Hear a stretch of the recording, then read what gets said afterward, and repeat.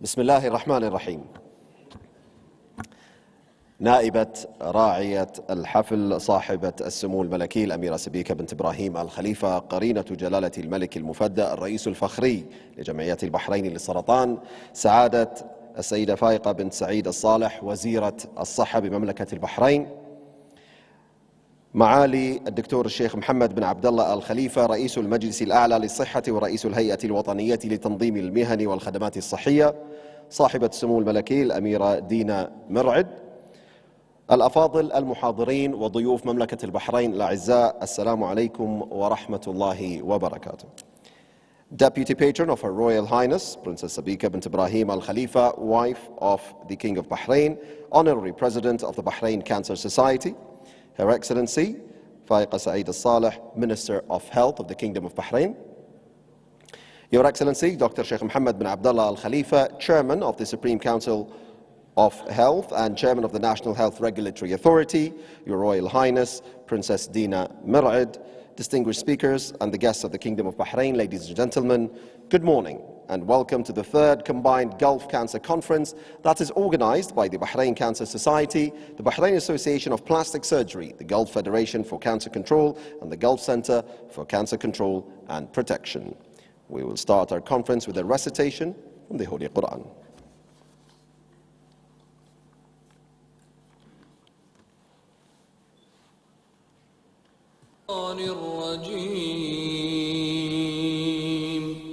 بسم الله الرحمن الرحيم. الرحمن علم القرآن خلق الإنسان علمه البيان الشمس والقمر بحسبان والنجم والشجر يسجدان والسماء رفعها ووضع الميزان ألا تطغوا في الميزان وأقيموا الوزن بالقسط ولا تخسروا الميزان والأرض وضعها للأنام فيها فاكهة والنخل ذات الأكمام والحب ذو العصف والريحان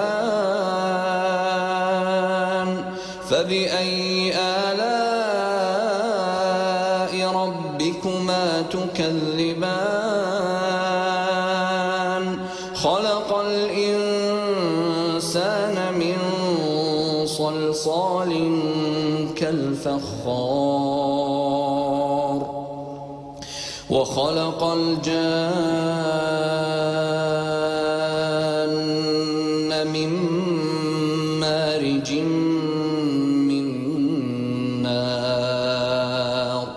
فبأي آلاء ربكما تكذبان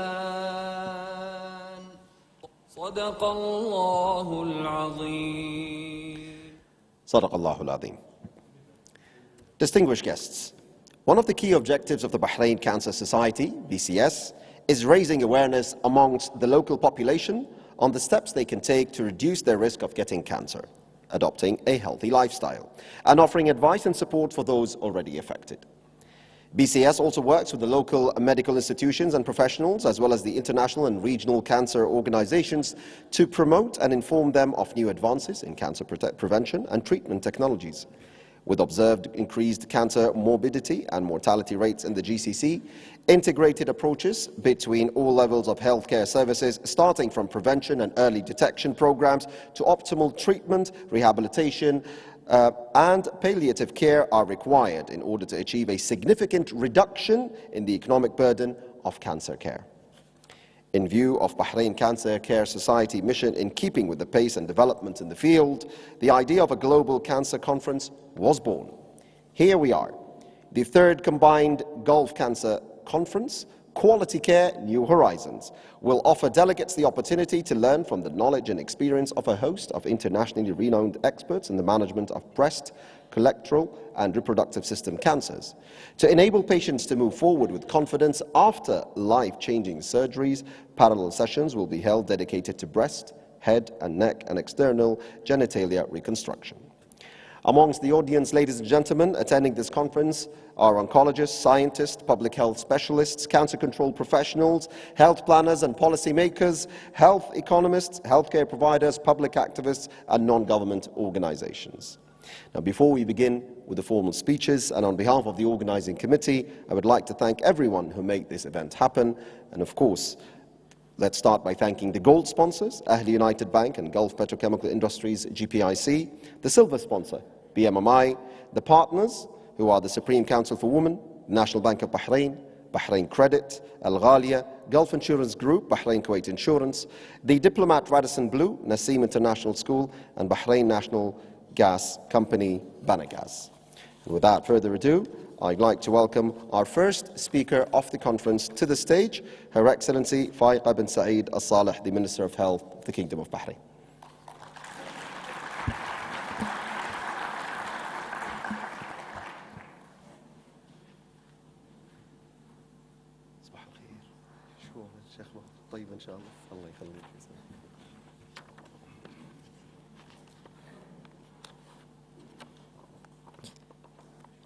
بسم الله الرحمن الرحيم. معالي الفريق طبيب الشيخ محمد بن عبد الله آل خليفة رئيس المجلس الأعلى للصحة، صاحبة السمو الأميرة دينا مرعد رئيسة الاتحاد الدولي لمكافحة السرطان، الدكتور عبد الرحمن فخر رئيس اللجنة العلمية للمؤتمر ورئيس جمعية مكافحة السرطان، حضرات الأخوة والأخوات ضيوفنا الكرام، السلام عليكم ورحمة الله وبركاته، وأسعد الله صباحكم جميعا. بداية أرحب بكم أجمل ترحيب، ويسرني أن أكون معكم اليوم في حفل انطلاق المؤتمر الخليجي المشترك الثالث للسرطان، والذي تحتضنه مملكتنا الغالية.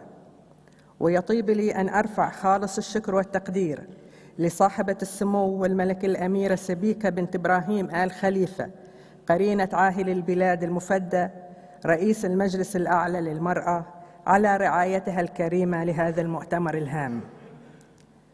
الأخوة والأخوات، إن مملكة البحرين وبفضل التوجيهات السديدة من سيدي حضرة صاحب الجلالة الملك حمد بن عيسى آل خليفة ملك البلاد المفدى حفظه الله ورعاه، وصاحب السمو الملكي الأمير خليفة بن سلمان آل خليفة رئيس الوزراء الموقر حفظه الله ورعاه، وصاحب السمو الملكي الأمير سلمان بن حمد آل خليفة ولي العهد الأمين والنائب الأول لرئيس مجلس الوزراء حفظه الله ورعاه، لا تدخر مملكة البحرين جهداً في تقديم أفضل الخدمات الصحية للمواطنين بمملكة البحرين، وذلك من خلال رؤية طموحة لتحقيق منظومة صحية متكاملة.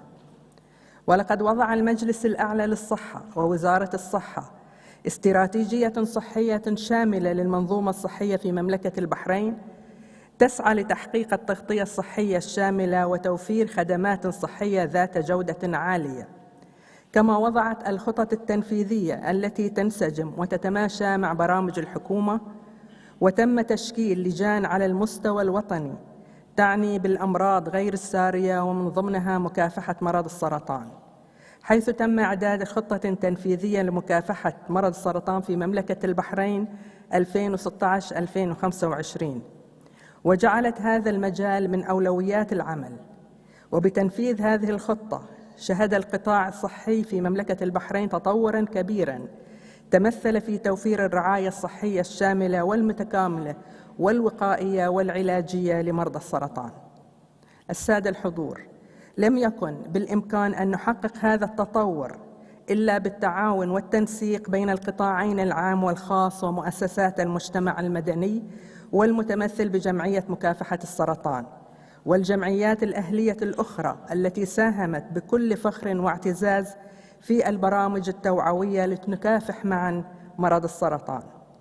لذا تكمن أهمية هذا التجمع البارز على المستوى الوطني والخليجي الذي سيسهم في تطوير الخدمات الصحية المقدمة لمرضى السرطان، ويأتي لدعم قدرات النظم الصحية الخليجية والوقائية والاكتشاف المبكر للمرضى ورعاية البحوث، حيث إن الوقاية والتصدي للسرطان يتأتى عبر التوعية المرتكزة على الأدلة والبراهين والحقائق العلمية القادرة على التأثير الإيجابي والفعال في وعي الجمهور من أجل خفض معدلات الإصابة وتخفيف الأعباء المترتبة عليه والوفيات الناتجة عنه، بالإضافة إلى وضع خطط فاعلة في المؤسسات الصحية الخليجية استجابة لهذه المؤشرات وترجمة تلك التحديات إلى الاستثمار في البرامج الصحية الوقائية وبرامج الكشف المبكر والرعاية الصحية المتكاملة بمختلف مراحلها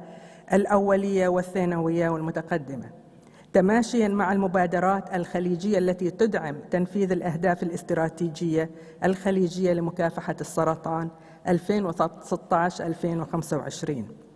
ونتطلع من خلال هذا المؤتمر لمناقشة التجارب الخليجية والإقليمية والعالمية في البرامج الوطنية للكشف المبكر عن السرطان، ومناقشة آراء المهتمين بتشخيص وعلاج المرض وصانعي القرار الصحي حول الاستمرار في إطلاق برامج لمكافحة مرض السرطان، والخروج بتوصيات مبنية على أسس علمية قابلة للتطبيق في دول مجلس التعاون.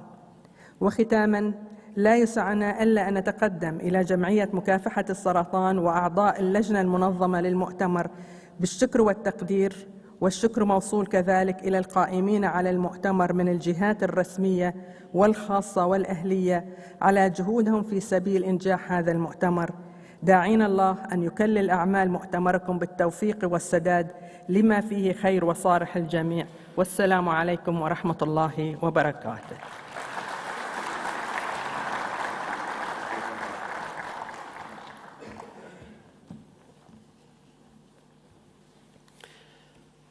شكرا لسعادة وزير الصحة Her Excellency Faiqa bin Saeed Al-Saleh.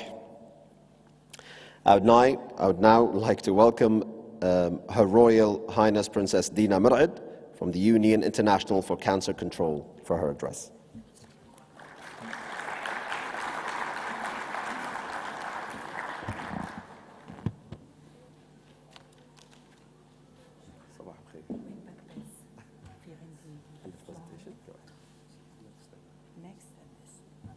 صباح الخير جميعاً. أنا سعيدة جداً لدعوتنا اليوم نكون معاكم، فخورة وسعيدة، وصراحة بحب أشكر المجلس الأعلى وجمعية البحرين لمكافحة السرطان ومعاليها لهاي الدعوة. هلأ أكيد لازم أحكي باللغة الإنجليزية عشان في عنا في كتير ناس من الخارج، تسمحوا لي. Her Royal Highness Princess Sabika bint Ibrahim Al Khalifa, wife of the King of Bahrain, Honorary President of the Bahrain Cancer Society, Your Excellency Dr. Sheikh Mohammed bin Abdullah Al Khalifa, Chairman of the Supreme Council of Health, the Confernce Honorary Chairman, Her Excellency Dr. Faiqa bin Saeed Al-Saleh, Dr. Abdul Rahman Ibrahim Fakhro, President of the Bahrain Cancer Society. I'm just going to give you, I was asked to give a presentation of the Union for International Cancer Control so that those of you who don't know about it will know about it and hopefully join us. The UICC, which I'm president of, we are the largest cancer fighting union in the world, and our mission is to unite and support the cancer community to reduce the global cancer burden. And the current situation, the global cancer burden right now, as you can see, it is increasing. We expect it will be about 19.3 million new cancer cases in 2025 with 11.5 million deaths. In the developing world in 2018 from the Global Can, We still talk about 18.1 cancer cases with 9.6 million deaths. These are the stats, but the tragedy is that 70% die in the developing world from diseases that can be cured. The current situation in the EMRO region, again, from 2018 stats, we have 676,000 new cancer cases, 418,000 deaths across the region, and the figures are going to double. The thing is, with our young population, and of course the EMRO region is varied. You have high-income countries, low-income countries, countries that are at war, etc. But altogether, we're going to experience the highest projected increase of all WHO regions. The leading cancers regionally are breast, lung, colorectal. This is the bad news. The good news, these are cancers that can either be prevented, certainly lung, or early detected like breast and colorectal cancers. The reasons for the almost 70% of deaths in our region is because many of our cancer cases are diagnosed late, where treatments are less effective, more expensive. And honestly speaking, just tobacco alone in our region is such a disaster. Yesterday, walking in the Avenues Mall, you try to run away from the shisha every 2 minutes. The same in Jordan. Jordan, we are, imagine, the second country in the world with the burden of tobacco. And then we wonder why we have lung cancer. I know in Bahrain, you're far ahead from us. You've done a lot. And certainly, I was very proud to have attended the transformation ceremony, the launch of the HERA implementation project. You're doing great work in Bahrain, but not everybody has great, wise policymakers such as yourselves. I hope we can copy and paste you somewhere else in different parts of the world so we can fix things. In our region, we have 94% of countries that have cancer registry or plans to develop one, whatever that means. These are the kind of sentences that come from WHO. 38% have a budget and financial resources for cancer. I never saw a line item in my ministry for cancer. دايماً مغمغ, in a big black hole somewhere. You have to go to the Minister of Health to get your money back half the time. 19% have a national essential medical list. 44% have radiotherapy in plans or machinery. And only 44, we have good palliative care services. 36% of EMRO countries have an operational cancer registry. And this is just a polite way to say that actually implemented. The rest are just plans sitting on a shelf. And less than 25% have a national committee or task force on cancer. Of course, this is not the case here in Bahrain and in many, actually, Gulf countries, I would say. Access to care, why is that? Access to care all over the world, and especially in our country, is not a simple concept. Access to care is really, I feel like it's an Olympian obstacle course. From cultural barriers, whether you have awareness about symptoms of cancers, whether you have a cancer treatment facility, and if you have one, is it qualitative one? And if you do have one, do you have the money to pay for it? And so on and so forth. Also, the lack of regulations.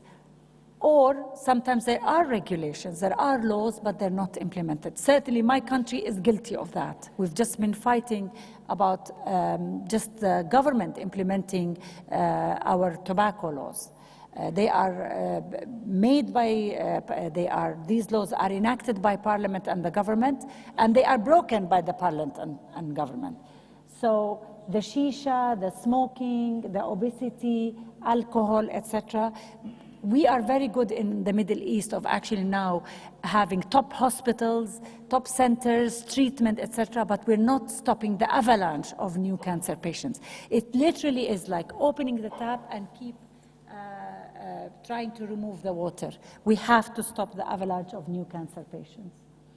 And the investment case for that is very clear. WHO investment case study, it said if countries now really invest in WHO best buys for prevention, early detection, by spending $1.27 per person per year, you would save about $350 billion by 2030. So the money is there, but we just have to have long-term thinking. So urgent action is needed, more investment in cancer control, best use of resources, and to prioritize investment through cancer control plans.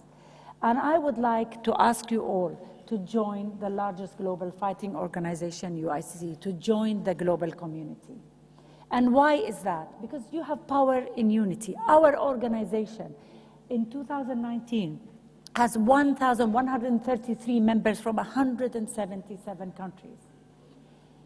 And because of this unity, and because of this voice, all of us together, we have managed to really deliver an impactful agenda at the global stage. It really is thanks to UICC pushing in the beginning with the Heart Federation and the International Heart Federation and the Diabetic Association and so on internationally that we managed to put non-communicable diseases at the UN political corridors at the first ever high-level meeting in 2011. And then, of course, we kept pushing, updating the WHO model list of medicines, new development agenda, how do we track progress, all of these things that are taken for granted. Somebody somewhere has to push for it. And the union, many of you are members here in this room, this is what we do. We make sure that at the global agenda, our voice is heard.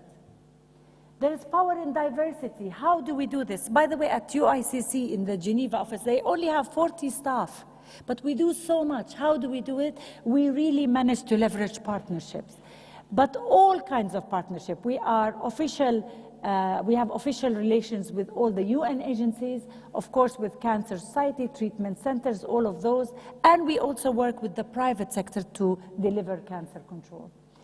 Some people think that UICC is only for NGOs and patient groups. Absolutely wrong. In our membership profile, we have hospitals, we have universities, research institutes, government and health authorities, professional networks, patient support.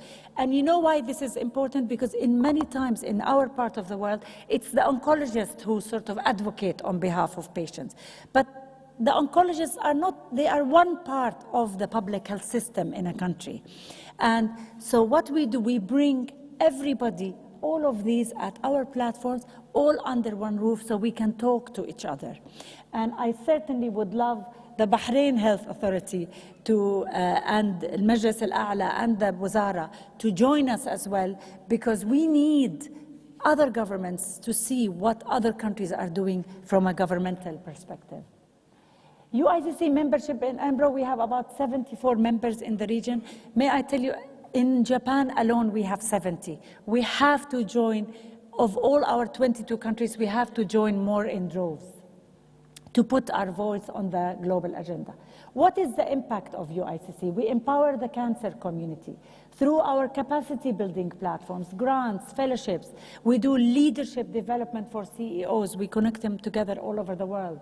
We do regional development, online education and resources, and we're really focusing more and more in the region. We generate impact. This is just, don't worry, I'm not going to read it. So many things that we've done in the past 10 years to move the needle in cancer control and support our membership. We harness the expertise and network of UICC. When we see a gap, we catalyze and develop new initiatives, like the City Cancer Challenge Foundation. This is now an organization we've incubated. It's a standalone foundation that actually now works in cities to support them to implement cancer control. Of course, the NCD Alliance. The McCabe Center for Law and Cancer, we saw many people don't know how to use the law to defend and advocate their governments using law. This is an agreement with Cancer Council Australia. We invest in partnerships. For example, the Global Initiative for Cancer Registry, we are members with that, with IARC, and also international cancer control partnerships. We have joined with 15 organizations to join as one. UICC hosts that platform to help countries either develop their national cancer control plan or fine-tune it or improve it. We have countries like Ukraine, like Maldives, like Congo, asking us to help them.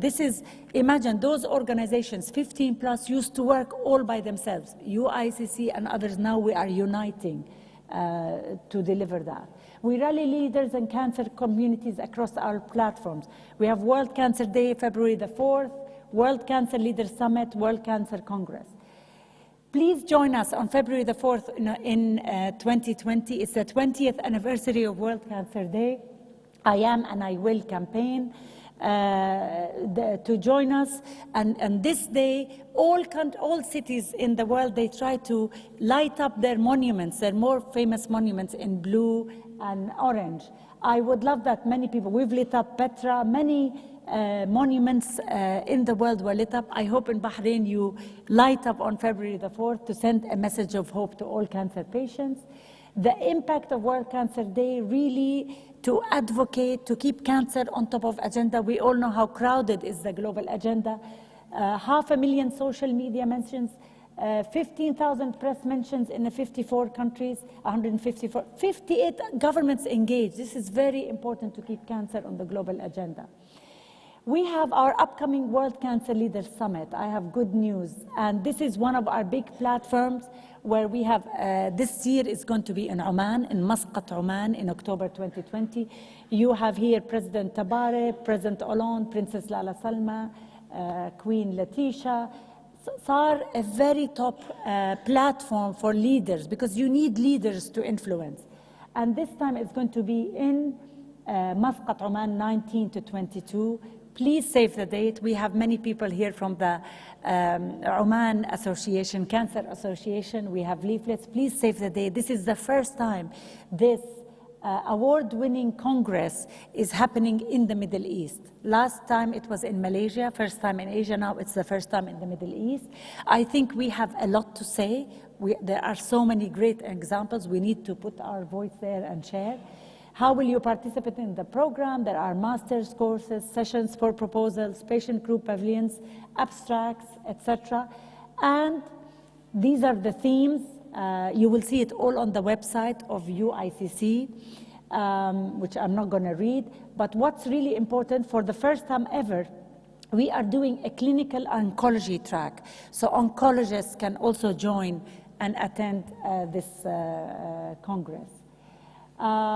Basically, there's going to be 3,000, why would you come to this summit and Congress? You are going to collect globally with 3,500 plus cancer and public health professionals from all over the world, all under one roof. You can increase your impact, make partnerships, share experiences, etc., to improve cancer care in your country.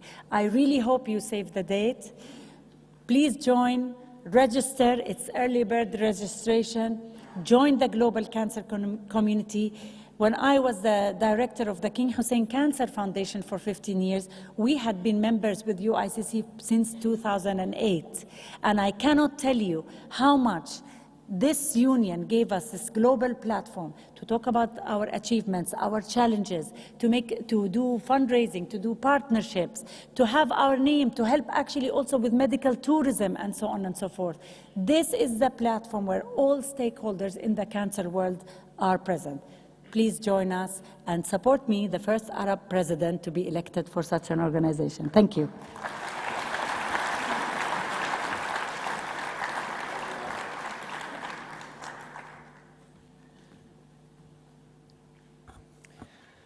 Thank you, Your Royal Highness Princess Dina Mir'ad from the Union International for Cancer Control address, and hopefully the campaign is going to be quite successful, and we'll congratulate you, inshallah, soon.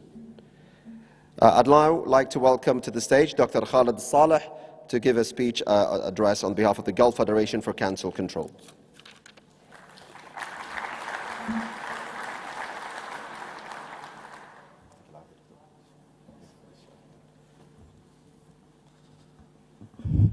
بسم الله الرحمن الرحيم. الحقيقة أنا محرج بعد هذا التقديم الرائع.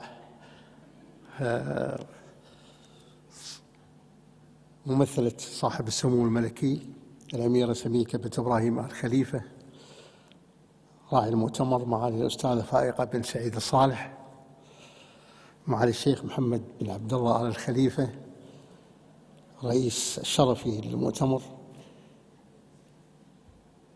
الفاضلة السمو الأميرة دينا بنت ملعب، رئيسة الاتحاد الدولي لمكافحة السرطان سعادة الدكتور عبد الرحمن فخرو رئيس المؤتمر، سعادة الدكتور علي بن سعيد الزهراني المدير التنفيذي للمركز الخليجي لمكافحة السرطان، السلام عليكم ورحمة الله وبركاته. يطيب لي أن أتقدم بالشكر الجزيل لمملكة البحرين قيادة وحكومة وشعبا على حسن الاستضافة، كما يطيب لي باسم الاتحاد الخليجي لمكافحة السرطان أن أعبر بالشكر الجزيل للجمعية البحرينية لمكافحة السرطان على ما قامت به من جهد كبير لتنظيم هذا المؤتمر. إن الاتحاد الخليجي لمكافحة السرطان هو منظمة إقليمية مهتمة بمكافحة السرطان بجميع أطرافه، وقد أنشئت منذ حوالي 15 عاماً، ولعل ما قام به الاتحاد الخليجي لمكافحة السرطان طوال هذه السنوات من أعمال كبيرة يعكس مدى اهتمام القادة والمهتمين والمتطوعين بأهمية الصحة في مجلس التعاون الخليجي. إن هناك أعمال كثيرة قام بها الاتحاد، ولعلي أسلط الضوء على 5 أعمال مضيئة في مسيرة هذا الاتحاد. أولها هذا المؤتمر الذي بدأ منذ 10 سنوات سنوياً، ثم بفضل الله عز وجل وبتعامل وزراء الصحة في مجلس التعاون الخليجي أصبح هذا المؤتمر مؤتمر رسمي للاتحاد، مشترك بين المركز الخليجي لمكافحة السرطان وبين الاتحاد الخليجي لمكافحة السرطان.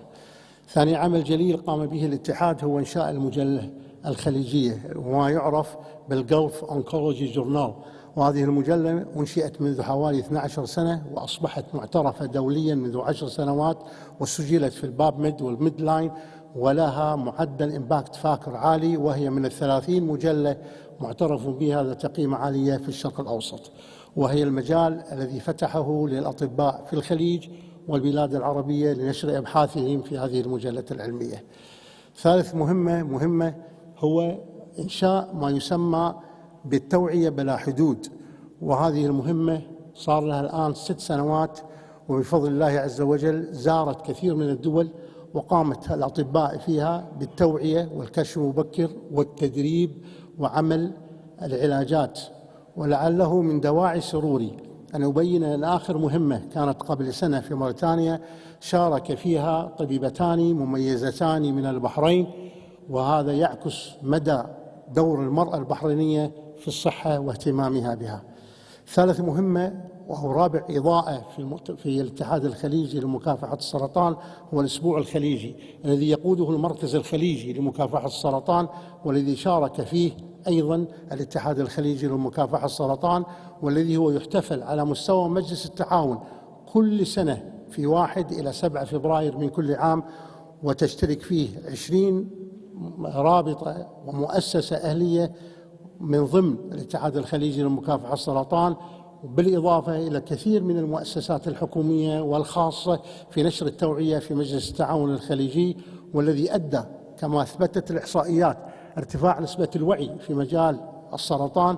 عندما كنا سألناهم قبل حوالي 6 سنوات عن مقدار خوفهم من السرطان كانت الإجابة 80%، بينما الآن أصبحت الإجابة 60%.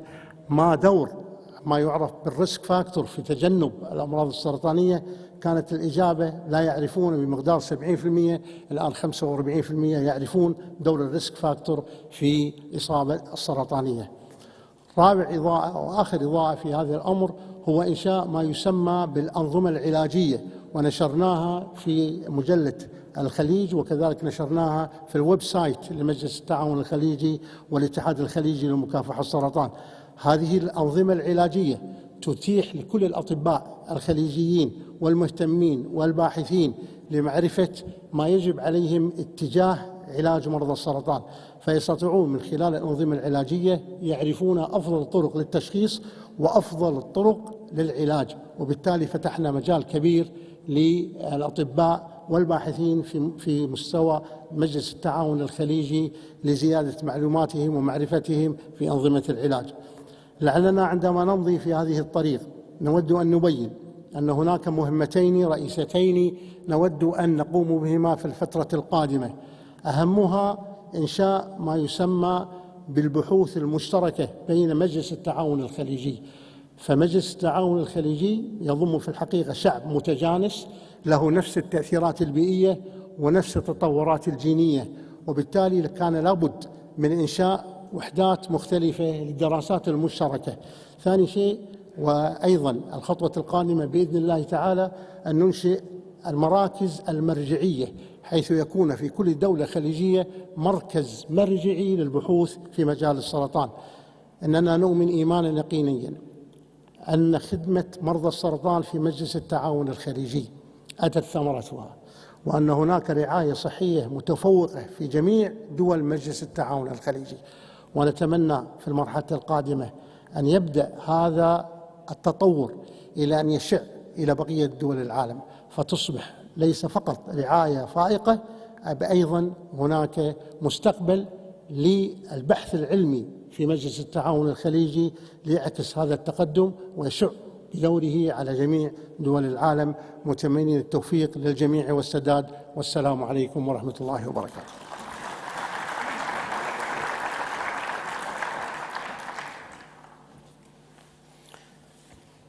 Thank you very much, Dr. Khalid Saleh, the Gulf Federation for Cancer Control.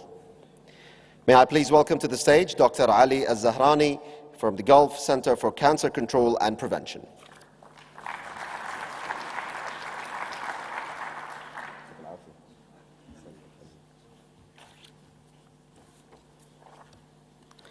بسم الله الرحمن الرحيم. الحمد لله رب العالمين، والصلاة والسلام على أشرف الأنبياء والمرسلين سيدنا محمد وعلى آله وصحبه أجمعين.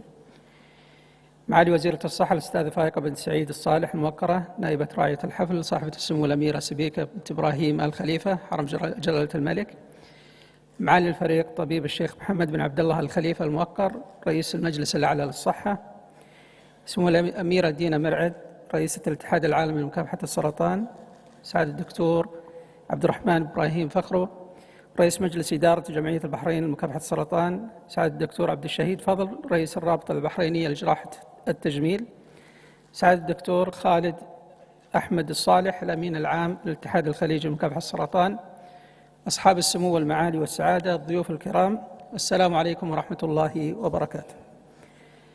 إنه من دواعي سروري أن نشهد هذا اليوم افتتاح المؤتمر الخليجي المشترك الثالث للسرطان، الذي ترعاه الجمعية البحرينية لمكافحة السرطان بالتعاون مع الرابطة البحرينية لجراحة التجميل والاتحاد الخليجي لمكافحة السرطان، حيث يعقد هذا المؤتمر تحت شعار الرعاية النوعية لمرضى السرطان آفاق جديدة، تفعيلاً للهدف الثالث من الخطة الاستراتيجية الخليجية التنفيذية لمكافحة السرطان 2016-2025، واستمراراً للمسيرة الخليجية المشتركة في عرض ومناقشة آخر المستجدات العلمية والابتكارات التقنية في طرق مكافحة السرطان وعلاجه، حيث يحظى موضوع هذا المؤتمر باهتمام شريحة كبيرة من المختصين في مجال الرعاية الصحية المتقدمة لمرضى السرطان في جميع دول مجلس التعاون. أصحاب السمو والسعادة، أيها الحفل الكريم، لقد انطلقت مسيرة التعاون الخليجي المشترك في مجال مكافحة السرطان بتأسيس المركز الخليجي لتسجيل السرطان في عام 1997 ميلادي، وذلك بتوجيه من معالي وزراء الصحة بدول مجلس التعاون، وقد أوكل إلى مستشفى الملك فيصل التخصصي ومركز الأبحاث بالرياض نقل خبراته في تسجيل السرطان إلى دول المجلس بهدف توفير معلومات إحصائية موثقة يعتمد عليها أصحاب القرار وواضعي الخطط الصحية في مكافحة السرطان. كما قام المركز بالمساهمة في إعداد الخطط الخليجية لمكافحة السرطان التي تم اعتمادها من مجلس وزراء الصحة لدول مجلس التعاون، كما تم اعتماد مستشفى الملك فيصل التخصصي ومركز الأبحاث مركزاً مرجعياً للمجلس وشريكاً متعاوناً في تفعيل ومتابعة تطبيق البرنامج الخليجي لمكافحة السرطان، وذلك من خلال إنشاء المركز الخليجي لمكافحة السرطان في فبراير 2011 ميلادي، للقيام بإعداد ومراجعة الخطط والسياسات الصحية الخليجية والقيام بمبادرات نوعية لتفعيل أهداف هذه الخطط والسياسات، وذلك من خلال تنفيذ برامج وأنشطة مشتركة ذات مهنية وحرفية عالية في مجال مكافحة السرطان والوقاية منه.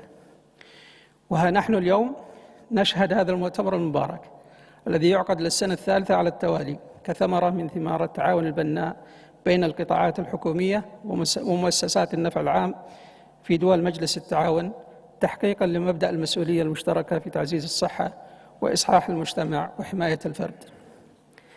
يطيب لي في الختام أن أتوجه بجزيل الشكر لمملكة البحرين حكومة وشعباً على كرم الضيافة وحسن الاستقبال، كما أتوجه بالشكر لسعادة الدكتور عبد الرحمن فخر رئيس الجمعية البحرينية لمكافحة السرطان، والأستاذ أحمد النواخذ نائب الرئيس، وسعادة الدكتور عبد الشهيد فضل رئيس الرابطة البحريني لجراحة التجميل، وسعادة الدكتور خالد الصالح الأمين العام للاتحاد الخليجي لمكافحة السرطان على الإعداد المميز لهذا المؤتمر.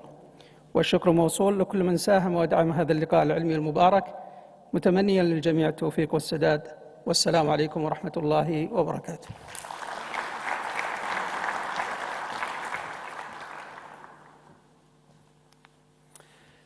Thank you very much, Dr. Ali Al-Zahrani from the Gulf Center for Cancer Control and Prevention.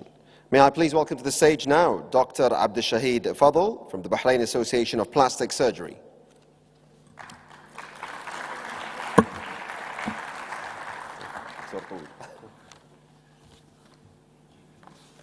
بسم الله الرحمن الرحيم.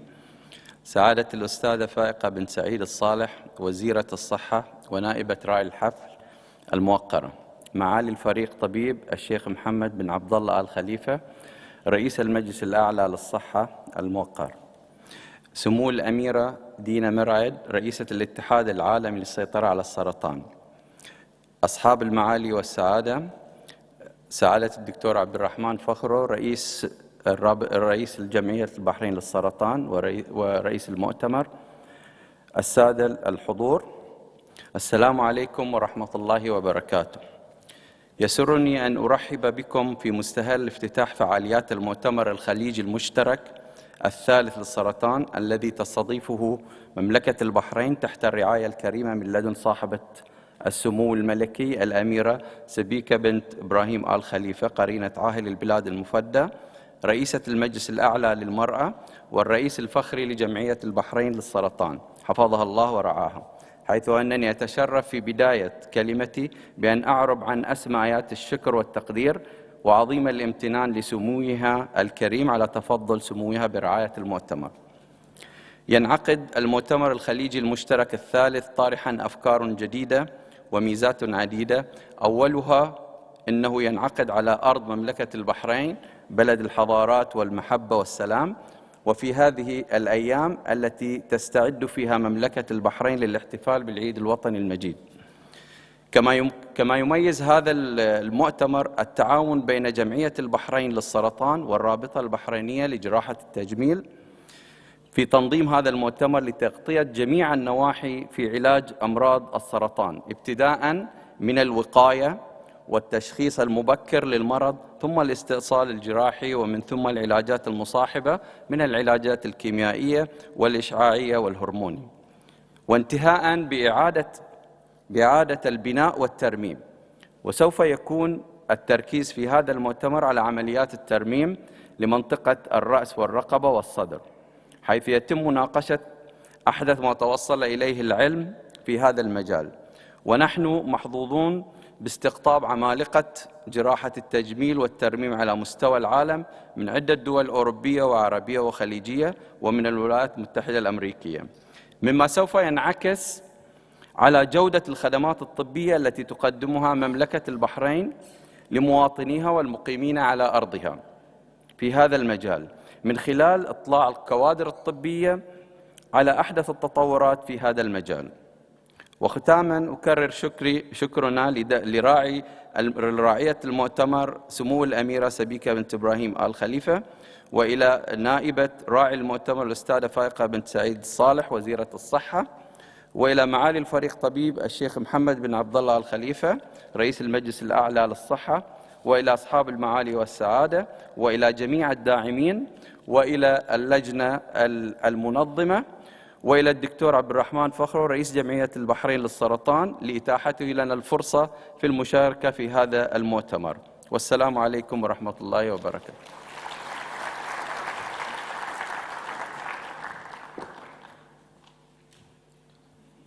Thank you very much, Dr. Abdul Shahid Fadl. Bahrain Association of Plastic Surgery. May I please welcome the final speaker for this morning before the keynote address, Dr. Abdurrahman Fakhro, who is from the Bahrain Cancer Society. Dr. Abdurrahman.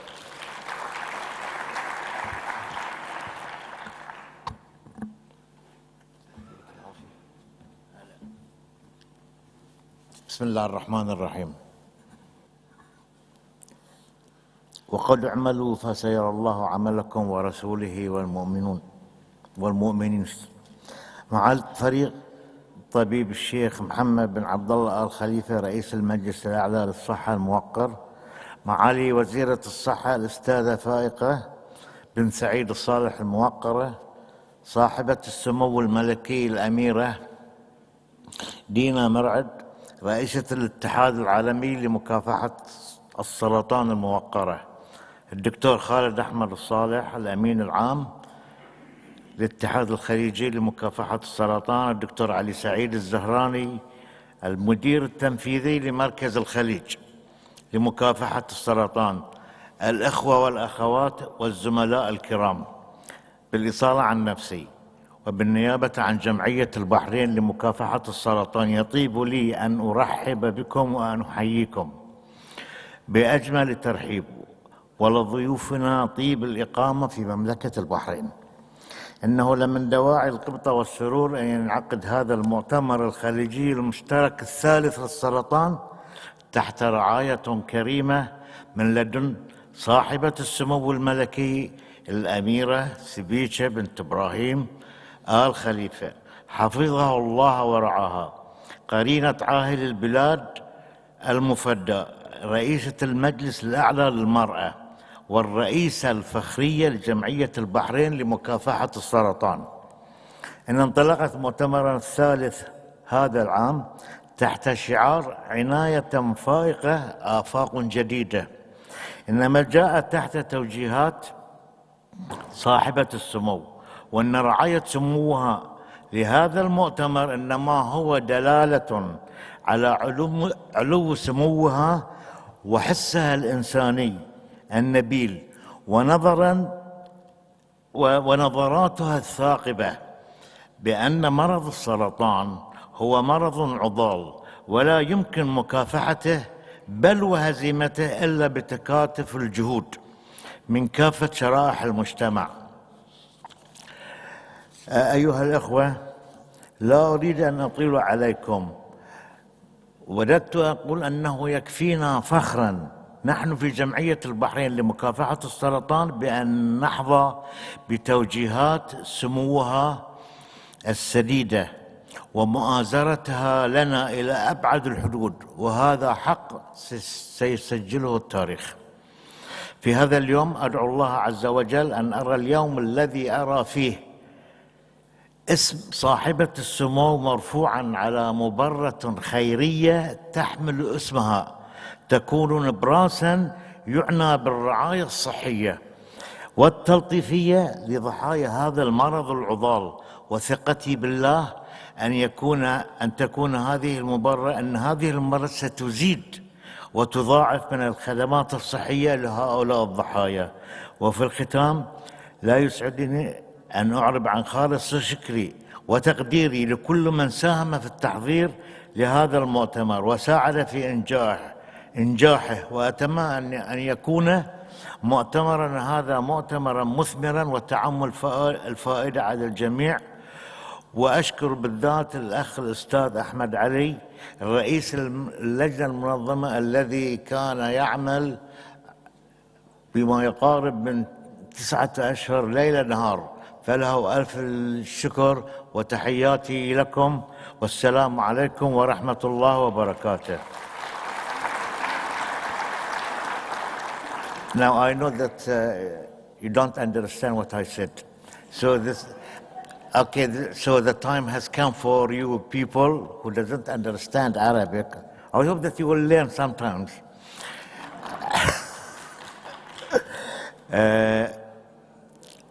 In the name of Allah, the most beneficent, the most merciful, good morning, all of you.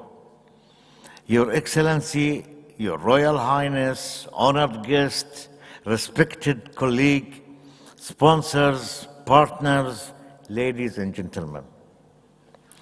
On behalf of the Bahrain Cancer Society, it gives me a great pleasure to welcome you all to the third combined Gulf Conference, Quality Care, A New Horizon.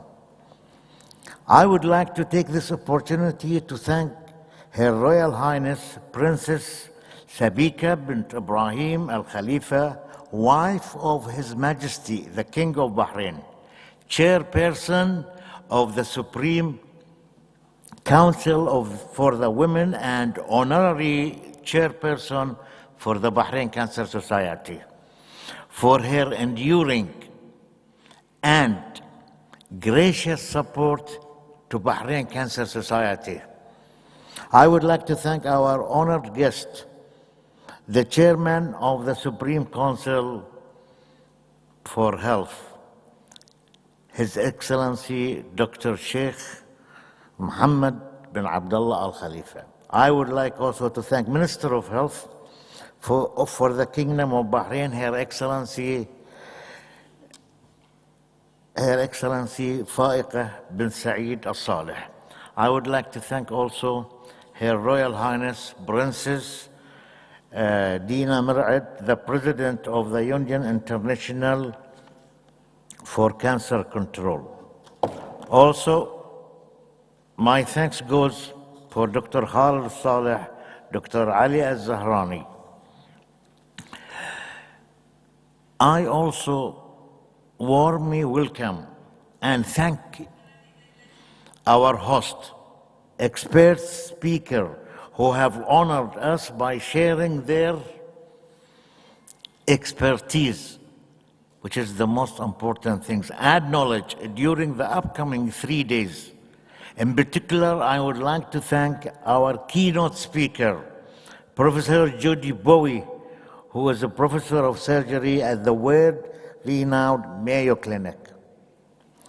In 1991, just a brief view, that in 1991, a group of patients, families, volunteers, and doctors came together to form the Bahrain Cancer Society, which is a non-profit organization with our main objective being to help and support cancer patients and their families. And I am proud to be the society president since 2004. We partner very closely with the Ministry of Health and have supported them. We have supported them to enhance, which is the most important thing, the services they are able to offer patients by donating the most up-to-date state-of-art medical equipment. Now, in the last 5 years alone, Bahrain Cancer Society has donated to the Ministry of Health with various equipment to upgrade their diagnosis and management of cancer. A hugely impressive array of equipment provided at a cost of over 2 million BD. In 2005, the Bahrain Cancer Society launched a community-based national breast cancer screening program, which I am going to talk to you about this later, inshallah. The campaign has increased awareness, which is the most important, things we achieve among female within the kingdom, and encourage them to do a regular mammography. We do also partner with business, school, government organization to endure and inform the entire community in ways they can reduce the risk of cancer and discover cancer at an early stage. Our team of volunteers, doctors, deliver numerous lectures and workshops every year. It goes without saying that Bahrain Cancer Society has provided and continues to provide tremendous financial support to all victims of cancer. We also provide patients assistance with help by providing them with a wheelchair, medical beds, walkers, etc. So many things. All of these great achievement wouldn't have been possible without the tremendous support we receive from the local business leaders, organizations, and governments. In closing, ladies and gentlemen, I would like to pay tribute to the fantastic team of volunteers that make Bahrain Cancer Society such an active and effective NGO. Doctors, nurses, patients, family, friends, and students, all of them give freely of their time, sweat, and occasionally tears to help and achieve our goals. Special thanks also go to the member of the Bahrain Cancer Society Scientific and Organizing Committee, in particular, Mr. Ahmed Ali, who is the dynamo of this conference.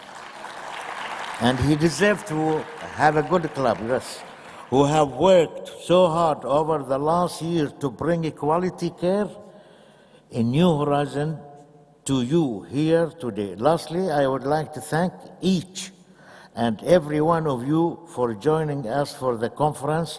I hope the next 3 days, don't run away, bring value to each of you, and I look forward to enjoying some excellent food and, yes, this is the most important, and conversation.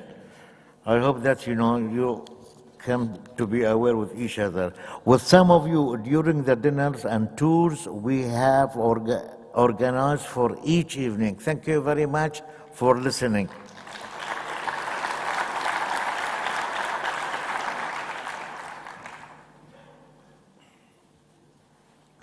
Thank you very much, Dr. Abdurrahman Fakhro, the Bahrain Cancer Society, and congratulations on a job well done putting all this conference together. I would now like to welcome to the stage our keynote speaker, Professor Judy Bowie from the Mayo Clinic, and she's going to talk to us about the management of the axilla after neoadjuvant chemotherapy for breast cancer.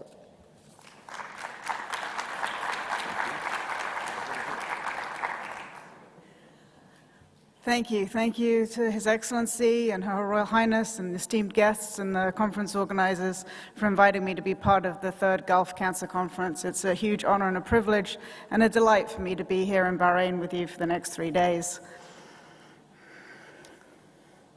Let me put my slides up. So I'm going to talk today a little bit about the management of the axilla in patients who are treated with breast cancer with neoadjuvant chemotherapy. I have no disclosures. So many of us are used to practicing in the era where breast cancer was primarily managed with surgical resection of the breast tumor first, and then the patient was essentially rendered disease-free before they were then referred to medical oncology for consideration of chemotherapy or endocrine therapy, and then we followed patients for many years. And this is still the way that early-stage breast cancer is effectively treated and cured these days. However, as we see more patients with locally advanced disease and with more aggressive tumor biology, increasingly we are utilizing neoadjuvant chemotherapy. This is a major shift for us, especially in the surgical arena, because it means we are meeting our patients who have a tumor in the breast and advising them that their first course of treatment should involve chemotherapy.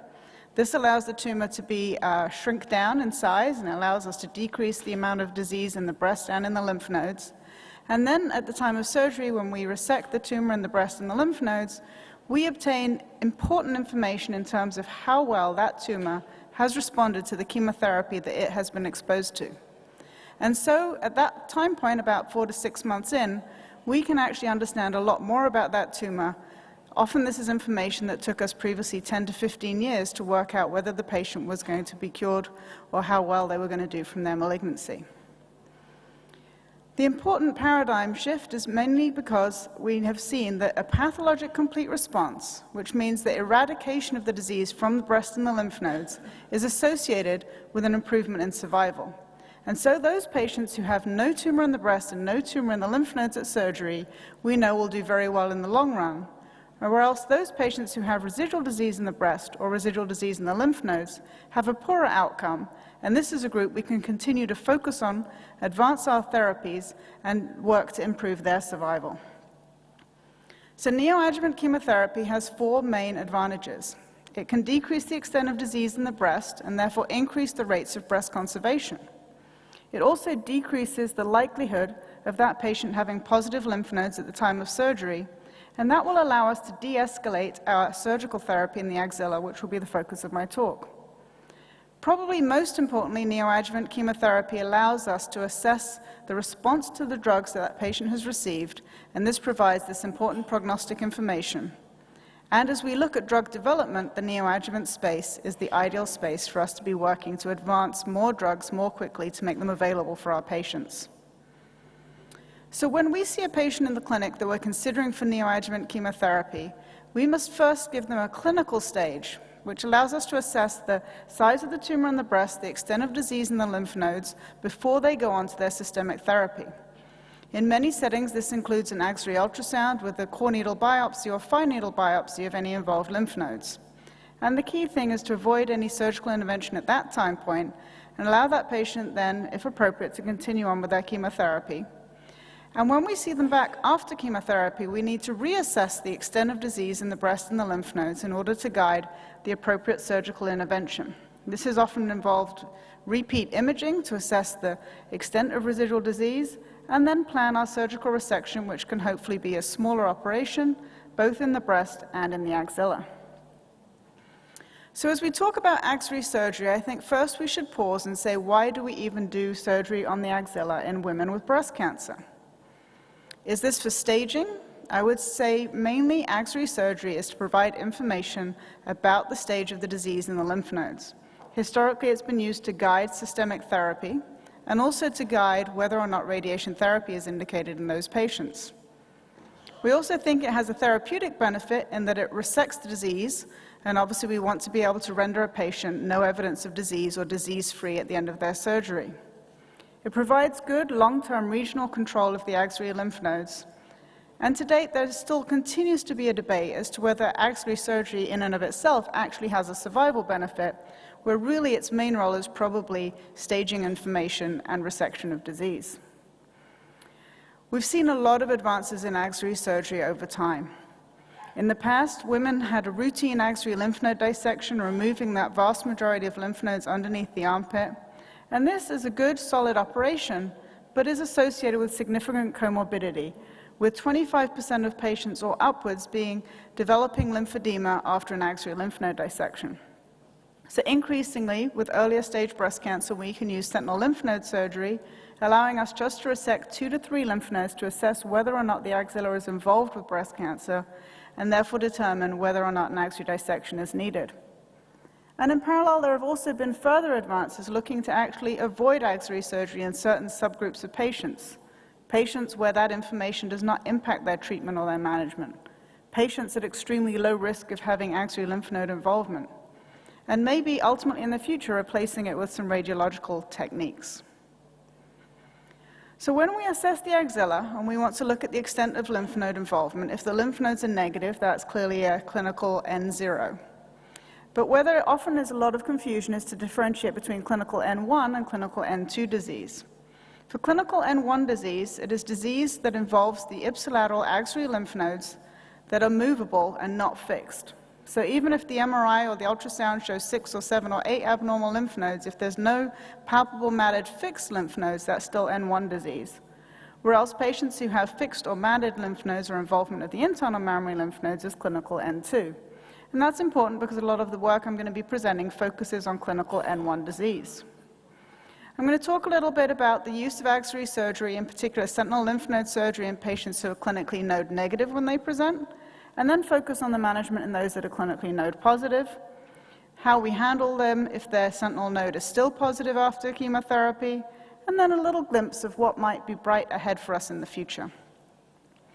So in terms of sentinel lymph node surgery, there has been a lot of debate over the last decade as to whether that should be performed when the patient is first diagnosed with breast cancer, or whether it should be performed after completion of chemotherapy. Those surgeons that prefer to perform it prior to chemotherapy, it's mainly because that's been how historically it's always been performed. That is our comfort zone. It provides a reliable staging assessment of the axillary lymph nodes, and it's performed before chemotherapy, so there's no chance chemotherapy can interfere with anything. However, the disadvantage is from a patient aspect, they have to have two operations, one for the axillary surgery prior to chemotherapy, and then one for their final surgery after chemotherapy. If their sentinel node is positive and they have an axillary dissection, that can then delay the onset of chemotherapy. And ultimately, more patients are going to be node positive, therefore more patients undergoing an axillary lymph node dissection and being put at risk of the associated comorbidities. But probably most importantly, as we discussed earlier, assessing the response in the lymph nodes to the drugs that patient was exposed to is critically important, as it now provides prognostic information that can then be used to tailor their treatment. So actually, by operating in the axilla before chemotherapy, we actually lose some information. So currently, many people prefer to proceed with sentinel lymph node surgery after chemotherapy. It allows the patient to have one trip to the operating room to have their surgery on both the breast and the axillary lymph nodes. Less patients overall will be node positive, so less patients need to endure an axillary lymph node dissection and the possible comorbidities associated with it. And it allows us to assess the response to the chemotherapy that that patient has had.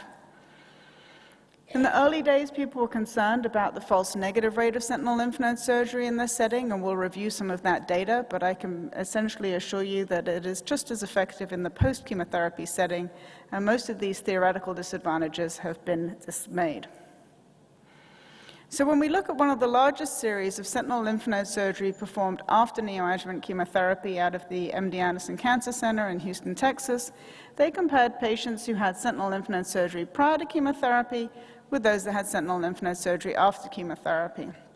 And they showed that there were similar rates of being able to identify the sentinel node, importantly, similar false negative rates, and as one would expect, lower rates of being node positive in those patients who were treated with chemotherapy first. And therefore, fewer patients who had larger tumors required an axillary lymph node dissection by proceeding with chemotherapy first prior to their axillary surgery. Probably most importantly, they did not see any difference in the local regional failure rate, meaning cancer coming back in the breast or the lymph nodes, by doing the sentinel node surgery after neoadjuvant chemotherapy. There have been many series now that have looked at this, specifically in patients with node-negative disease, and a meta-analysis of almost 1,500 patients shows that that false negative rate is around about 6%, which is in keeping with what the false negative rate is of sentinel lymph node surgery in patients undergoing surgery prior to chemotherapy. So for clinically node-negative disease, I think that debate has been pretty much settled, and it's been widely accepted that sentinel lymph node surgery is both feasible and accurate in patients that are clinically node-negative prior to chemotherapy and undergo chemotherapy followed by sentinel node surgery. So how about patients who are clinically node-positive when they present and undergo chemotherapy? This is a much more challenging group and is probably a more important group for us to discuss. So why is this a patient group that we're interested in? Well, increasingly, patients with node-positive breast cancer are those that are being treated with neoadjuvant chemotherapy. And as I think most of us in this room recognize, breast cancer treatment and all cancer treatment really is multidisciplinary. And it relies on a lot of interaction between the radiation oncologist, the surgical oncologist, the medical oncologist, and obviously the patient. But what's also very important to realize is that as one specialty advances and increases its cure rates or changes its approach to some kind of treatment, the other modalities also need to assess what impact those changes have had on their modality. So when we look at neoadjuvant chemotherapy, what we have seen over the last decade is that as the targeted therapy that's available to our patient is becoming more and more effective, we are increasingly seeing that with neoadjuvant chemotherapy, the disease is being treated and eradicated in the breast and the lymph nodes with the use of the targeted therapy. And these days, with targeted anti-HER2 therapy, we see pathologic complete response rates as high as 50 to 60%. And when we look specifically at the lymph nodes, these rates are as high as 70 to 75%. This is what leads us to beg the question, why do we need to keep doing a completion axillary lymph node dissection in all patients who are node positive prior to chemotherapy if the chemotherapy will eradicate that disease in the lymph nodes in up to 70 to 75% of patients, We have to readdress that question. There have now been 4 studies that have been led around the country, around the world, looking at this question. The first one was led through the American College of Surgeons Oncology Group. I was fortunate enough to lead this trial, which we ran, and enrolled 687 patients that were node positive, that underwent chemotherapy and underwent both sentinel lymph node surgery and axial lymph node dissection. Across the study, 40% of patients converted from node positive to node negative, and the sentinel lymph node was able to be identified in 93% of patients. The study was determined to look at the false negative rate in patients with 2 or more sentinel nodes resected, and we demonstrated a false negative rate of 12.6%, which was actually somewhat higher than our pre-specified endpoint. What we learned, though, when we looked at the information from this study was that the false negative rate was significantly lower when surgeons used a dual tracer technique, using both a blue dye and a radioactive colloid to find the sentinel nodes, and also when a patient had more than 2 sentinel lymph nodes removed, and also when immunohistochemistry was used to evaluate for small residual foci of disease in the lymph nodes. The second study was a very, very similar study run in parallel in Canada, enrolled 153 patients. They included patients with N0I positive, so isolated tumor cells as node positive, and they reported a false negative rate of 13.3% if you included just those lymph nodes with disease greater than 0.2 millimeters, or 8.4% if you looked at the entire patient population, including those with isolated tumor cells. The third group came out of the German group, was the Sentina trial. They had 592 patients, slightly different. They did not do needle biopsies of the lymph nodes. They went just based off physical examination. Again, they showed an overall false negative rate of 14.2%, but showed that this was much lower when at least 2 sentinel nodes were resected, as we had stipulated in the 1071 trial, and a false negative rate with 2 or more sentinel nodes resected was 9.6%. And then just published this year was the Gania 2 study out of France. 307 patients, 42% converted to node negative, their overall false negative rate 11.9%. So pretty similar findings across the 4 trials. So let's dig into really what this means for clinical practice. So the sentinel lymph node identification rate across those 4 trials is shown here, with basically across the 4 trials about an 85% sentinel node identification rate. What we looked at in 1071 was we looked at all of the different factors that could impact the ability to reliably identify the sentinel lymph nodes, and the only factor that influenced the sentinel lymph node identification rate was the use of dual tracers. So if you use 2 agents in the breast to identify the draining lymph nodes, most commonly a blue dye and a radioactive isotope, then you had a higher identification rate than if you used just a single agent. Now, how about the false negative rate? Because that's really the critical aspect of this technique. And as you can see here, the false negative rates across the studies varied from 8% to as high as 14% in the Sentina study, with a pooled estimate of around about 13%. This is probably still a little bit higher than what we want it to be for our clinical practice. And so I think a lot of the work that we have learned about this technique has actually been since the trial is closed, and we've looked at more and more of the data and learned more about these patients and how we can improve things. Essentially, the more sentinel nodes we remove, the lower the false negative rate. This was seen across all of the studies, and it's really not surprising, right? Because sentinel lymph node surgery is a sampling. And if you sample just 1 lymph node, you're going to have a higher potential error rate than if you sample 2 lymph nodes or if you sample 3 lymph nodes. And so definitely sentinel lymph node surgery in the post-neoadjuvant setting, it's important to have an accurate sampling, and ideally we should be removing at least 2 lymph nodes from the axilla. Now, 2 lymph nodes or more were only identified about 72% of the time across the studies. So again, this shows us an area where we need to fine-tune our techniques and our tools to try to improve that. The dual tracer technique, as well as helping with the identification of the sentinel nodes, also helped in terms of decreasing the false negative rate. So if we weren't already on board with using dual tracer to try and improve our identification rate, then we should be on board with using dual tracer to decrease the false negative rate. So some of the other tricks that we can use is to work with our pathology team as well. Immunohistochemistry is something that has been utilized in sentinel lymph node surgery, and then it went away again for a while. but in this patient population that we know were node positive prior to chemotherapy, that we are trying to assess whether that disease has been eradicated, any small focus of disease in that lymph node is probably meaningful and important for us to detect. And therefore, the use of immunohistochemistry in this setting is something that is being reintroduced into our practices. And the data shows that if we use immunohistochemistry to detect those isolated tumor cells and those smaller tumor metastases in the lymph nodes, it decreases the false negative rate down to around about 8.4% in the Canadian study. And we looked at this also in the ACOSOG 1071 study, and it dropped the false negative rate from 11.3% to 8.7%. Again, that 10% was kind of our threshold, so it was a way to improve the findings from the sentinel lymph node surgery to make it physically and feasible for surgical practice.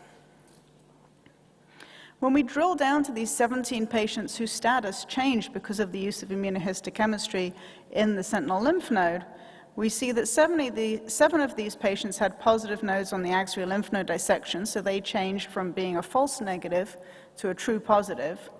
And then 10 patients were pathologically node negative, both on the sentinel nodes and axillary dissection. So detecting this small amount of disease in the sentinel node actually changed them from a pathologic complete response to a patient who had residual disease in the axillary nodes. So one of the other advances that we've had is the question of, if we're only identifying about 70% of sentinel nodes, how can we ensure that the sentinel node that we're removing is actually one of the lymph nodes that was positive prior to chemotherapy? This has always been one of the concerns about sentinel lymph node surgery after chemotherapy, is are we just removing a bystander lymph node that was negative all along? Or how can we be sure that that lymph node that we're removing and assessing is actually one that was positive prior to chemotherapy? One of these ways, again, is working with our multidisciplinary team and working with the pathologist to say, do you see changes in that lymph node that indicate that this was a positive node and has changed to negative? Looking for treatment effect, and they can be reported in the histological findings that our pathologist sees. And if those are present, the false negative rate of the process is lower. The other thing that they can look at is if the patient had a needle biopsy, do they see biopsy site changes? And then one further advance is to actually leave a clip in that lymph node when that biopsy is done. This is something that a small group of the patients in 1071 had. About 32% of patients had a clip placed in the positive lymph node at the time of biopsy prior to chemotherapy. And when we looked at that small subgroup of 170 patients, we showed that the false negative rate was much lower if that clipped lymph node came out at the time of the sentinel lymph node surgery. It was 6.8%.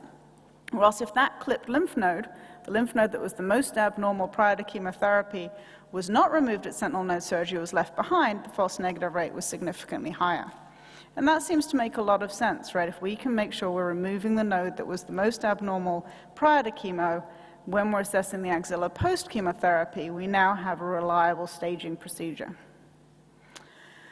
So the clipped lymph node has been a very exciting opportunity and has been something that has really taken off as we've looked at managing these patients with neoadjuvant chemotherapy. Many institutions now are looking at placing a clip in the lymph node at the time of the biopsy. But if we proceed to the operating room for a straight sentinel node surgery, about a quarter of the time, that clipped lymph node will not be identified. So how can we improve that? How can we up our game and do a sentinel lymph node procedure that ensures resection of the clipped node? Well, there are several different approaches to this. The group in the Netherlands, rather than placing a clip, actually places a radioactive seed at the time of the biopsy prior to chemotherapy. And actually, they don't do sentinel node surgery anymore. They just go in after that radioactive seed localized node, remove just that single node, and showed a false negative rate of 7%. The group from MD Anderson in Houston, Texas, now do what's called a sentinel lymph node surgery along with removal of the clipped node. And the way that that works is prior to surgery, the patient goes back to radiology, has a localizing device placed into the lymph node with a clip in it, and at the time of surgery, we not only resect the sentinel nodes that are blue and radioactive, but also remove the lymph node that has the clip in it that was localized with a localizing device.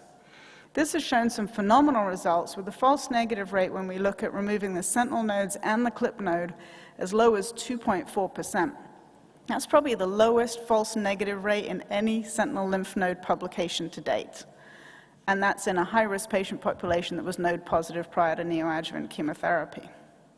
This is a great algorithm. This is what we've adopted at Mayo Clinic now. So patients, when they come in, they have a clip placed in the lymph node. They go on to chemotherapy. Prior to surgery, we go back to radiology, identify that clipped node, place a radioactive seed in it, and then at surgery, remove that node with the clip in it, along with the sentinel nodes. One of the challenges with this, though, is that it's expensive. That patient is going to radiology more and more frequently, and this is not something that will necessarily be sustainable in all countries. The reason that I'm focusing on this is because it's the theory behind it that's important. It's not necessarily whether it's a radioactive seed or a clip, and there are many different ways to achieve the same outcome.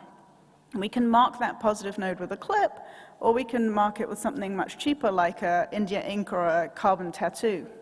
And we can localize that node prior to surgery with a wire or a radioactive seed. We can use palpation, we can use ultrasound, we can just use visualization to find that carbon tattoo.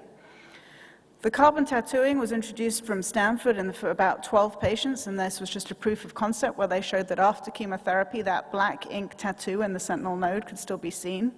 Brazil has gone on now and done this in 122 patients using a 4% carbon suspension, and they were able to identify the lymph node with the carbon particles in it 98% of the time. Similarly, Greece has done this with a group of about 75 patients, and were able to retrieve the tattooed lymph nodes in 74 out of 75 patients. They interestingly did show that they actually resected more nodes with pigment in them than they originally tattooed, so that does leave open the possibility that this pigment may actually be moving from one lymph node to another.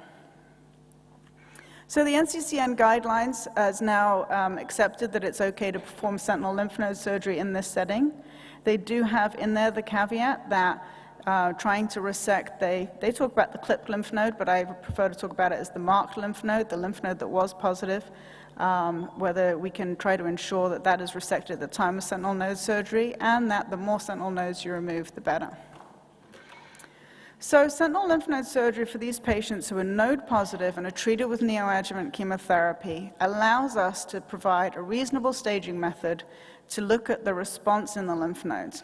What it really allows us to do is to tailor our surgery in the axilla the same way we tailor our surgery in the breast based on that patient's response to chemotherapy. So if they respond well, they don't need to have as aggressive a surgical intervention. If they respond poorly and they have residual disease, then they still need appropriate surgical intervention. And what we're seeing in our practice is that patients have high rates of nodal response, and we're only going to see those rates go up as the systemic therapy made available to our patients continues to improve. As we look at embarking on this in our practice, it's important to try to use dual tracer when you're looking at the sentinel nodes. Try to resect at least 2 sentinel nodes. Consider working with your pathologist to do immunohistochemistry on the sentinel nodes. If you can resect the clipped node or the marked node, that will really help decrease the false negative rate.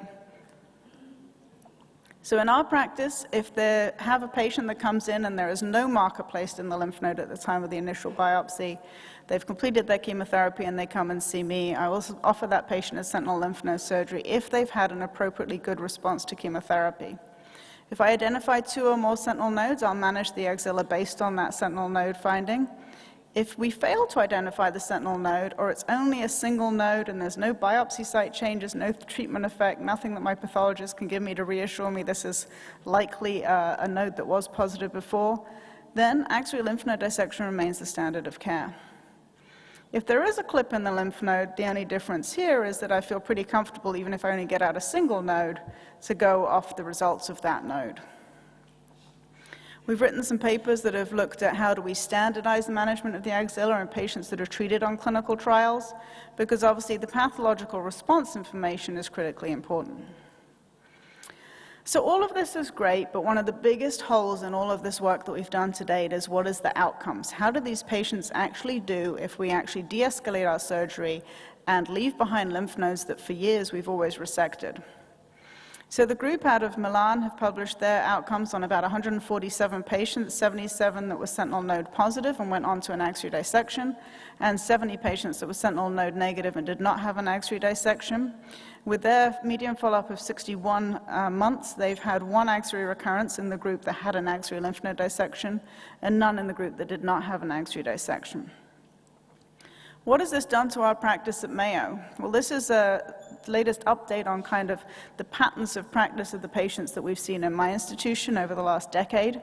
604 patients with node-positive disease, and you can see in the early years we were routinely doing axillary lymph node dissection on these patients, and now in the last 3 years the rate of axillary lymph node dissection has markedly decreased from about 100% a decade ago down to about 56% in the most recent 4 to 5 years.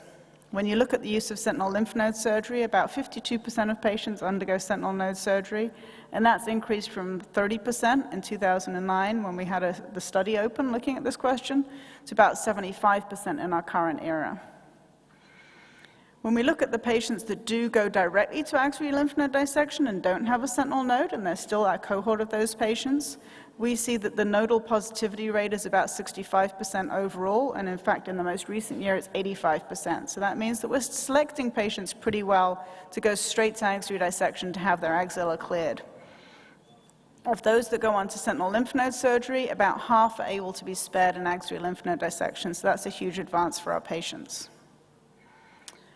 When we look at which are the factors that influence the surgeon and the patient to decide to go to an axillary lymph node dissection rather than a sentinel lymph node surgery, I don't think we would be surprised to see that those patients that had smaller tumors, less disease in the lymph nodes at presentation, and better response rates were the ones that were more likely to have a sentinel node, whereas those patients who had bigger, bulkier tumors, more extensive nodal disease, not as great a response on chemotherapy, are the ones that we're more likely to proceed to an axillary lymph node dissection.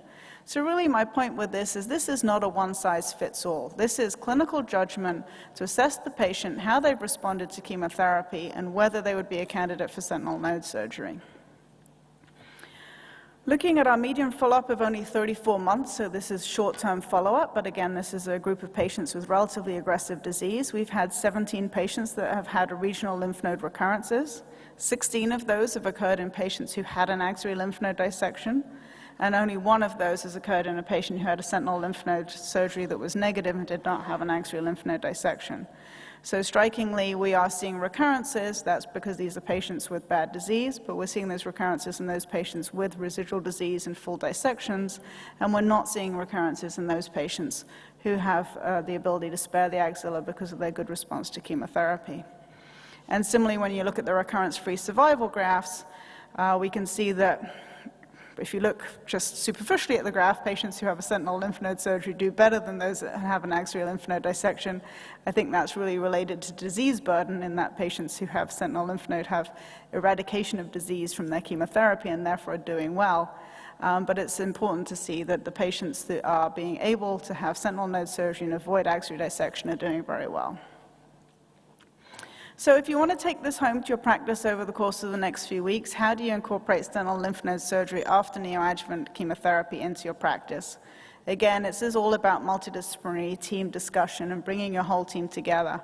Talking with the radiologist or the surgeon who does X-ray ultrasound, can they put a marking clip or a carbon tattoo into the positive lymph node at the time of biopsy? Talking to the surgeons to ensure they can use some kind of dual tracer, whether that's blue dye, green dye, radioactive dye, and ensuring they do a thorough evaluation of the axilla, including palpation and visual evaluation of the lymph nodes. Discussing with the pathologist the role and the opportunity to do immunohistochemical staining on the lymph nodes, assessment of therapeutic effect and changes in the lymph nodes, and whether that can be incorporated into the pathology report. And then to all the clinicians about looking at patients and their response to chemotherapy. As I said, this is not a one-size-fits-all. This is for patients who have a good clinical and radiological response, both in the breast and the lymph nodes, that can be considered to be able to spare some of their axillary lymph nodes. MRI does not seem to help in terms of selecting patients to avoid axillary dissection on. Abnormal lymph nodes on an MRI after chemotherapy should not necessarily preclude sentinel lymph node surgery. If you're in an institution that's able to perform frozen section analysis of the sentinel nodes, this seems to be a reasonable way to go, because if the sentinel node is positive during surgery, you can proceed directly to an axillary lymph node dissection and roll that all into one operation for that patient.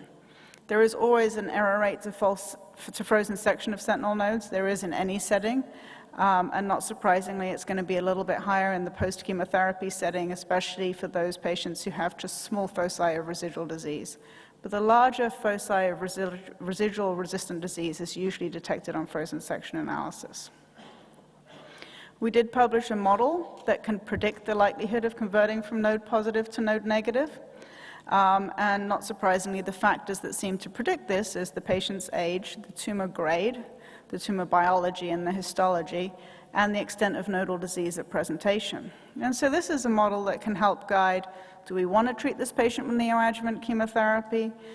Do we want to proceed with sentinel node surgery if we think they're very likely to convert to node negative, versus if they're not very likely to convert, maybe we should go straight to axillary dissection? Counsel them regarding whether they would be likely to be recommended radiation, and also the impact that that would have then on their reconstructive options and whether you want to proceed with immediate reconstruction or delayed reconstruction. And maybe when we move forward, this kind of tool could be something that might be able to help guide us where can we avoid axillary surgery versus who needs axillary surgery. So we've talked about sentinel node surgery to stage the axilla to find out which patients have gone from node positive to node negative. Well, what happens if you do a sentinel node and the sentinel node is positive? Well, the one-word answer here is you do an axillary lymph node dissection. In this patient group, if you have a positive sentinel node, the chances of having additional disease on the axillary dissection is much higher than the patient population who have surgery first without chemotherapy. If you have a positive sentinel node after neoadjuvant chemotherapy, 50 to 60+% of the time, there's going to be additional nodes that are positive. So we should definitely proceed as a standard of care to axillary dissection in all of these patients. Even isolated tumor cells are associated with additional disease on axillary dissection about 37% of the time.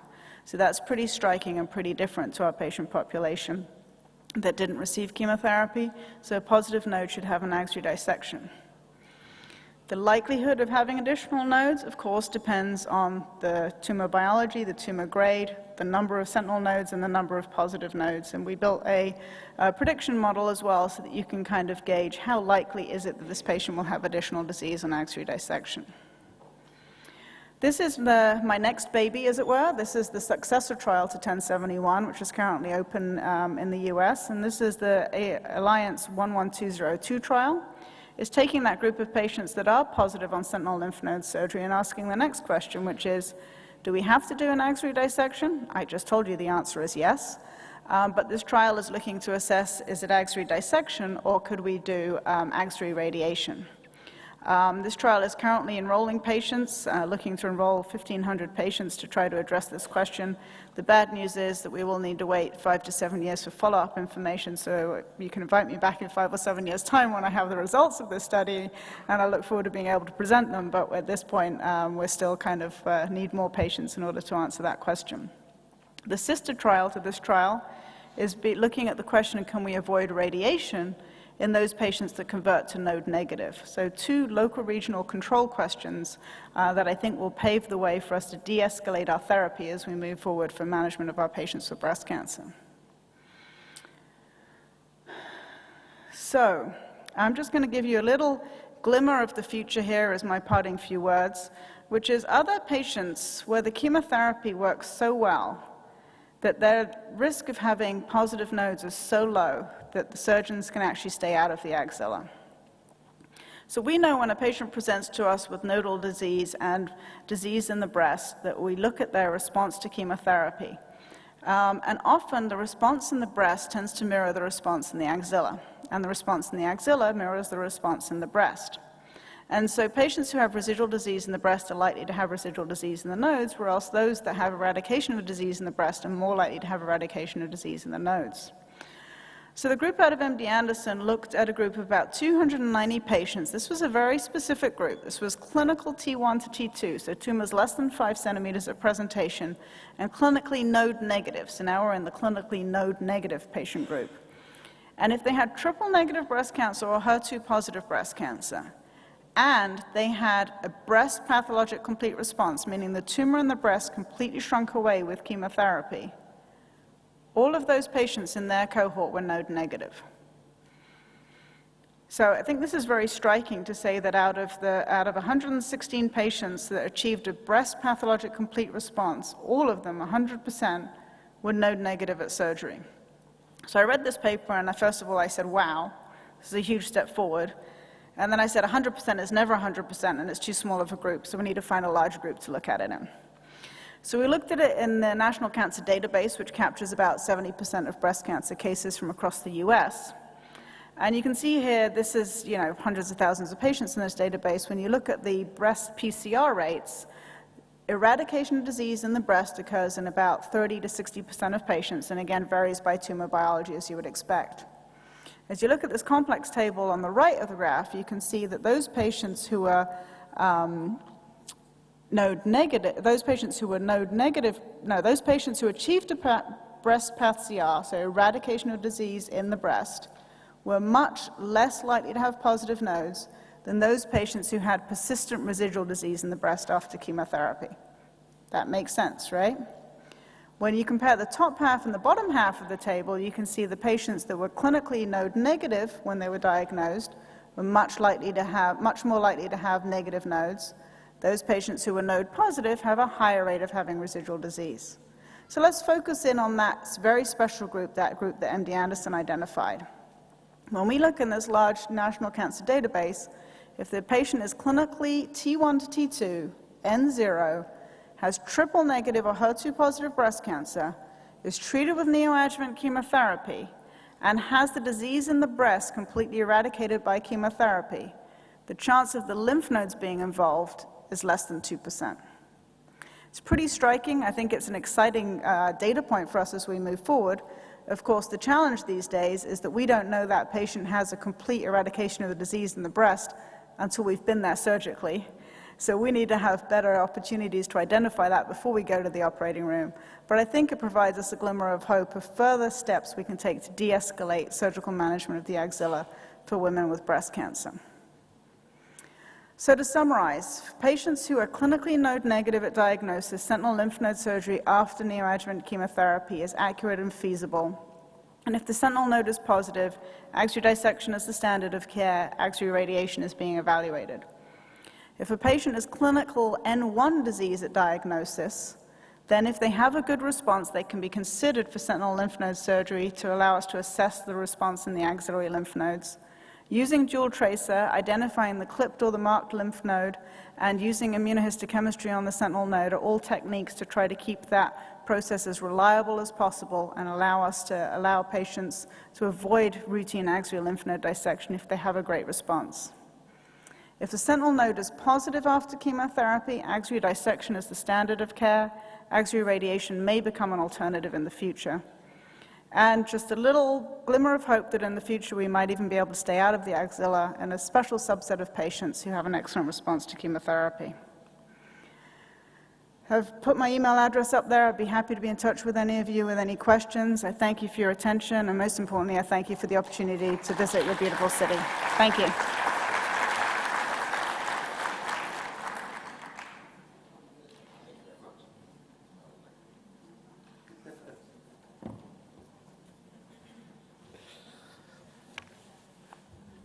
Thank you, Professor Judy Bowie from the Mayo Clinic. Thank you very much for the enlightening presentation and sharing all the experiences.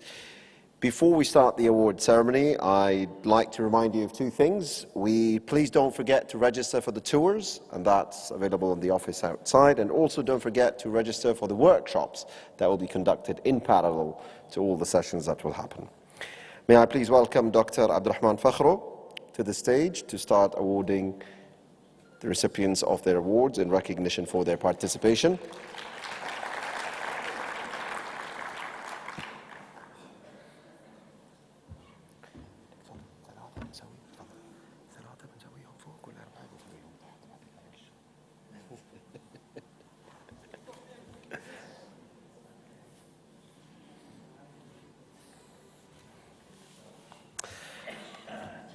First but not, can I please welcome Dr. Khalid Al-Saleh.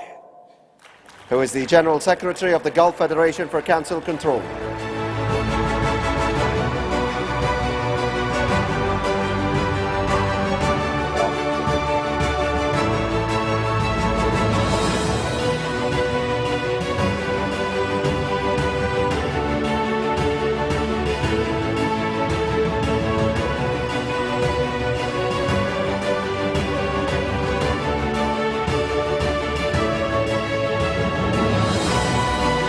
Thank you very much.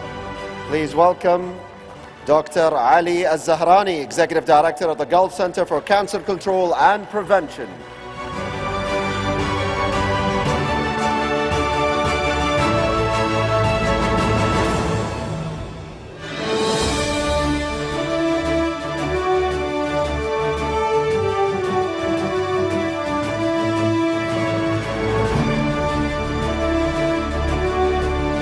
Very much. Professor Judy Bowie, can we please have you back on stage? Professor of Surgery at the Mayo Clinic.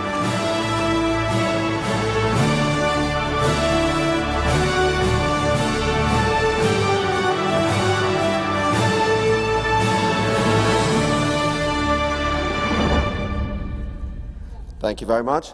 Dr. Abdurrahman, for the next award, may I welcome you off the stage to present them? Off the stage. The first goes to our Deputy Patron for today's event.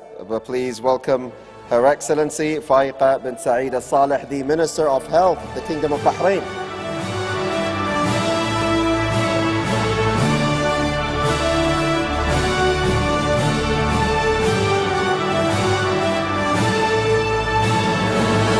The next award goes to His Excellency Dr. Sheikh Mohammed bin Abdullah Al Khalifa, the Chairman of the Supreme Council of Health.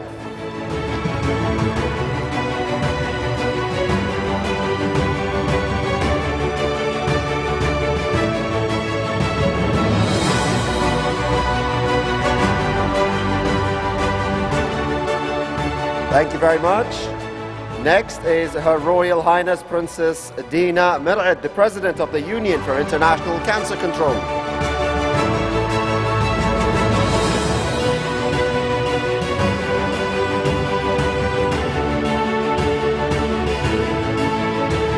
Last but not least, Her Royal Highness Princess Haifa bint Faisal bint Abdulaziz Al Saud, the Chairperson of Zahra Breast Cancer Society, and her award will be received on her behalf.